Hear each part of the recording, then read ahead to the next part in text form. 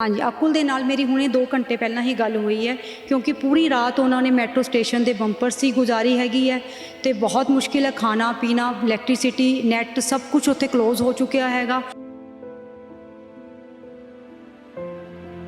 सानू तो भारत सरकार या पंजाब सरकार तो यही गुहार लगानी है कि साडे बच्चे साडे लिए बहुत बड़ी प्रायोरिटी है कि मेरे बेटे का फाइनल ईयर है, डिग्री की भी उसनों प्रॉब्लम है कि वो डिग्री करके ही असी उसनों नहीं बुलाया क्योंकि उन्होंने प्रिंसीपल डीन ने यही गल कही सी कि अगर तुम इंडिया चले जाते हो तो तुहानू क्रॉक नहीं दोगे तुसी तो तुहानू डिग्री मिलनी मुश्किल हो जाएगी। कि सानू नहीं पता सी कि हालात इन्ने ज़्यादा खराब हो जाएंगे तो हुण मेरा सरकार तो या पंजाब सरकार या मोदी जी तो यही बेनती हैगी है कि साडे बच्चे चाहे एयरलिफ्ट करके किसी भी तरह साडे बच्चों नू साडे कोल पहुँचाया जाए।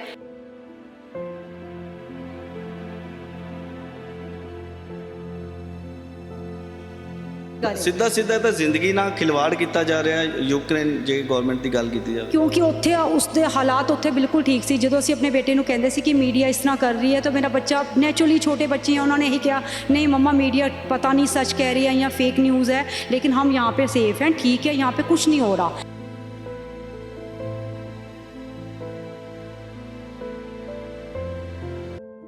लेकिन जदों एकदम ही अगले 24 की सवेरे नू बिल्कुल ही अटैक एकदम ही 5:30 बजे उसका फोन आ गया तो इस तरह होया तो सारे बच्चे घबरा गए तो हुण मेरा बच्चा नैचुरली सारे बच्चे ही हुण वापस आना चाहते हैं। हुणे थोड़ी देर पहला गल हुई तो उन्होंने कहा कि मम्मा हमारा सायरन वजया तो असी उत्थे मैट्रो तो क्योंकि उन्होंने जिस अपार्टमेंट रहिंदे उत्थे मैट्रो नीचे ही है इस करके वो थोड़ा सेफ है इस करके कि वो नीचे आराम नाल चला जाते हैं।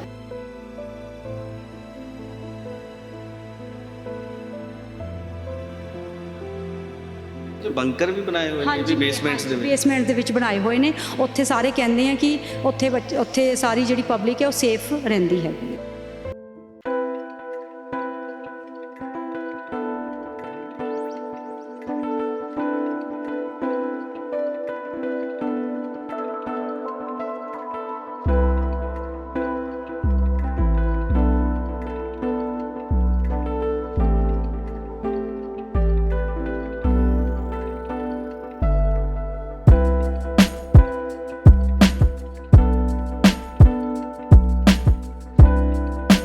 जिस तरीके दे नाल रूस वालों यूक्रेन दे उत्ते हमला किया जा रहा है एक तो बाद एक भावें शहरों के विच कब्जा किया जा रहा हवाई जिहड़े हवाई जहाज़ ने या होर लड़ाकू जहाज़ ने उन्हां राही हमला किया जा रहा है तो काफ़ी भारतीय भी यूक्रेन दे विच फसे हुए ने। उन्हां विचों एक है अकुल मेहता जिहड़ा कि पंजाब तो ताल्लुक रखता है MBBS करन दे लई यूक्रेन जाते ने।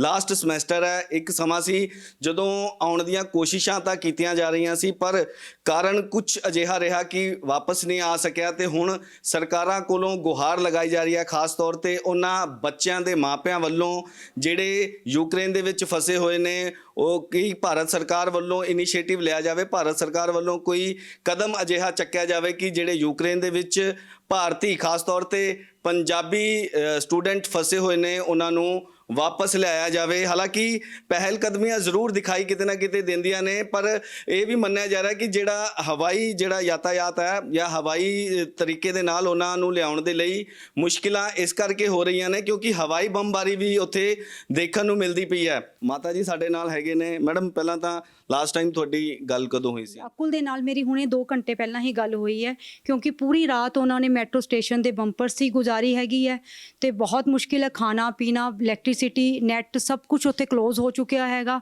सानू तो भारत सरकार या पंजाब सरकार तो यही गुहार लगानी है कि साडे बच्चे साडे लिए बहुत बड़ी प्रायोरिटी है कि मेरे बेटे का फाइनल ईयर है, डिग्री की भी उसनों प्रॉब्लम है कि वो डिग्री करके ही असी उसनों नहीं बुलाया क्योंकि उन्होंने प्रिंसीपल डीन ने यही गल कही सी कि अगर तुम इंडिया चले जाते हो तो तुहानू क्रॉक नहीं दोगे तुसी तो तुहानू डिग्री मिलनी मुश्किल हो जाएगी।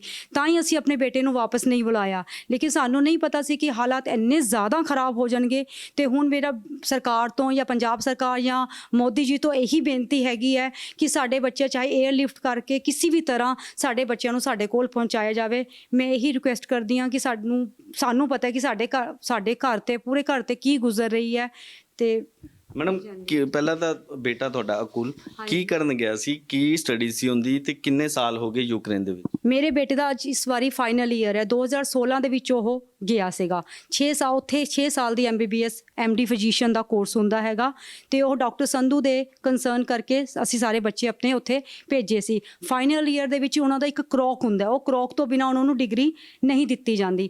ਇਸ ਕਰਕੇ ਕਿਹੜੀ ਯੂਨੀਵਰਸਿਟੀ ਹੈ, ਕਿਹੜਾ ਕਾਲਜ? ਮੇਰੇ ਬੇਟੇ ਦੀ ਖਾਰਕਿਵ ਨੈਸ਼ਨਲ ਮੈਡੀਕਲ ਯੂਨੀਵਰਸਿਟੀ ਹੈ।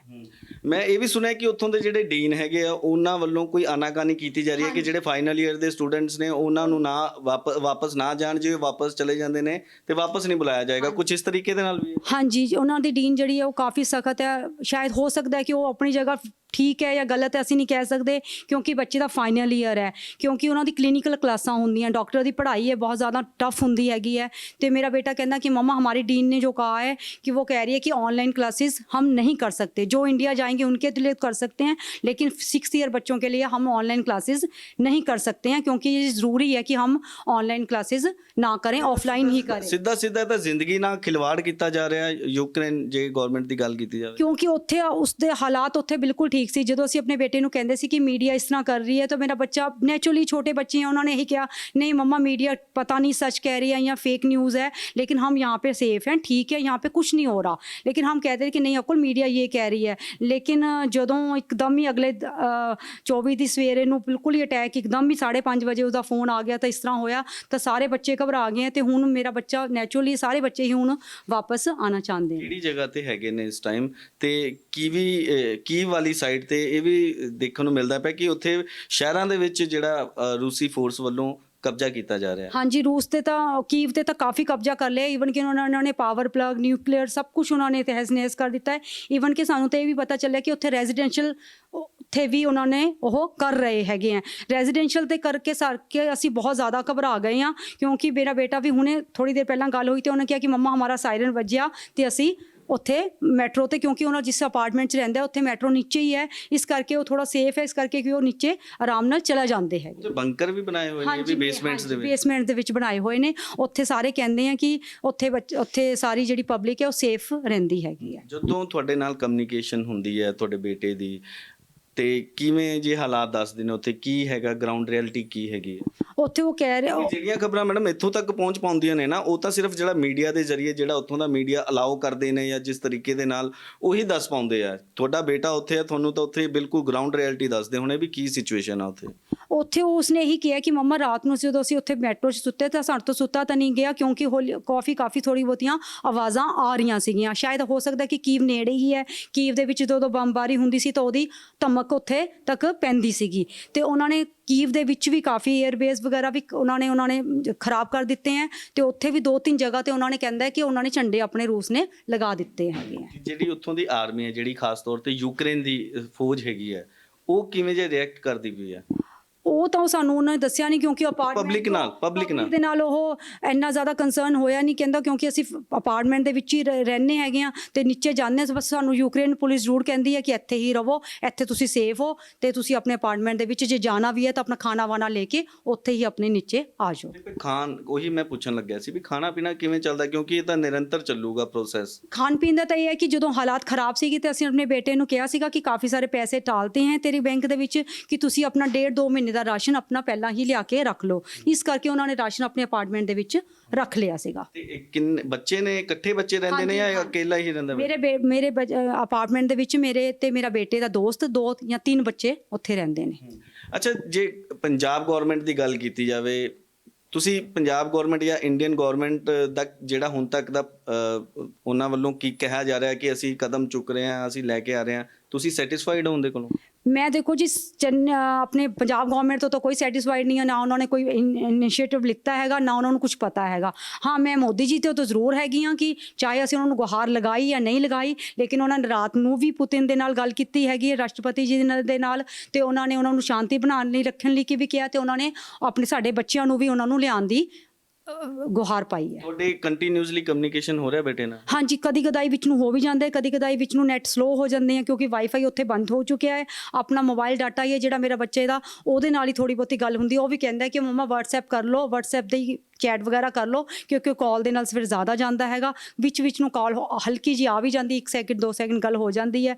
ਬਸ ਇਸ ਤਰ੍ਹਾਂ ਹੀ ਉਹਦੇ ਨਾਲ ਸਾਡਾ ਵਾਰਤਾਲਾਪ। ਜਿਹੜੇ ਦੂਸਰੇ ਤੁਹਾਡੇ ਬੇਟੇ ਦੇ ਨਾਲ ਰਹਿੰਦੇ ਨੇ ਹੋਰ ਸਟੂਡੈਂਟਸ ਨੇ ਉੱਥੇ, ਉਹ ਕੀ ਕਹਿੰਦੇ? ਉਹਨਾਂ ਦੇ ਮਾਪੇ ਵੀ ਇਸੇ ਤਰੀਕੇ ਦੇ ਨਾਲ? ਹਾਂਜੀ, ਉਹ ਵੀ ਇਸੇ ਤਰ੍ਹਾਂ ਹੀ ਪਰੇਸ਼ਾਨ ਨੇ। ਉਹ ਕਦੀ ਸਾਨੂੰ ਫੋਨ ਕਰਦੇ ਆ, ਜੇ ਸਾਡੇ ਬੇਟੇ ਦਾ ਫੋਨ ਨਹੀਂ ਮਿਲਦਾ ਤਾਂ ਉਹਦਾ ਫੋਨ ਨਹੀਂ ਮਿਲਦਾ। ਉਹ ਸਾਡੇ ਨਾਲ ਇਸੇ ਤਰ੍ਹਾਂ ਹੀ ਆਪਣੀ ਵਾਰਤਾਲਾਪ ਕਰਦੇ ਰਹਿੰਦੇ ਆ। ਅਗਰ ਉਹਦਾ ਫੋਨ ਮਿਲ ਗਿਆ ਤਾਂ ਉਹਦਾ ਨਹੀਂ ਮਿਲਿਆ ਤਾਂ ਸਾਡੇ ਨਾਲ ਅਸੀਂ ਆਪਣੀ ਕਮਿਊਨੀਕੇਸ਼ਨ ਇੱਕ ਦੂਜੇ ਦੇ ਨਾਲ ਇਸੇ ਤਰ੍ਹਾਂ ਕਰਦੇ ਰਹਿੰਦੇ ਆ। ਉਹ ਵੀ ਬਹੁਤ ਪਰੇਸ਼ਾਨ ਤੇ ਅਸੀਂ ਵੀ ਬਹੁਤ ਪਰੇਸ਼ਾਨ। ਜਿਹੜੀ ਅੱਜ ਕੱਲ੍ਹ ਦੀ ਪੀੜ੍ਹੀ ਹੈਗੀ ਹੈ ਮੈਡਮ, ਉਹਨਾਂ ਨੇ ਤਾਂ ਜਿਹੜੇ ਵਾਰ ਹੈਗੀ ਹੈ, ਜਿਹੜੀ ਜੰਗ ਹੈਗੀ ਹੈ, ਤਾਂ ਮੇਰੇ ਖਿਆਲ ਨਾਲ ਜਾਂ ਤਾਂ ਫਿਲਮਾਂ 'ਚ ਦੇਖਿਆ ਹੋਣਾ ਜਾਂ ਪੜ੍ਹਿਆ ਹੋਣਾ, ਪਰ ਜਿਹੜੀ ਗਰਾਊਂਡ ਰਿਐਲਿਟੀ ਹੈ, ਕਿਵੇਂ ਹਵਾਈ ਜਹਾਜ਼ਾਂ ਰਾਹੀਂ ਬੰਬਾਰੀ ਹੋ ਰਹੀ ਹੈ, ਗੋਲੀਆਂ ਚੱਲ ਰਹੀਆਂ, ਮਿਜ਼ਾਈਲਾਂ ਚੱਲਦੀਆਂ ਪਈਆਂ, ਕੀ ਹੁਣ ਬੇਟੇ ਦੇ ਮਨ ਦੇ ਵਿੱਚ ਕੀ ਚੱਲਦਾ ਪਿਆ? ਕਦੀ ਗੱਲ ਕਰਦਾ ਉਹ? ਹਾਂਜੀ, ਉਹ ਬਿਲਕੁਲ ਗੱਲ ਕਰਦਾ ਹੈ, ਲੇਕਿਨ ਉਹੀ ਨੇ ਬੱਚੇ ਘਬਰਾਉਂਦੇ ਜ਼ਰੂਰ ਹੈ, ਲੇਕਿਨ ਉਹ ਪੇरेंट्स ਨੂੰ ਸ਼ਾयद हौसला देना चाहते हैं। जिस तरह मैंने ਉਹਦੇ ਨਾਲ ਗੱਲ ਕੀਤੀ, बिल्कुल हम बहुत टेंशन में हैं, हम ये है, हम वो है, फलाना है।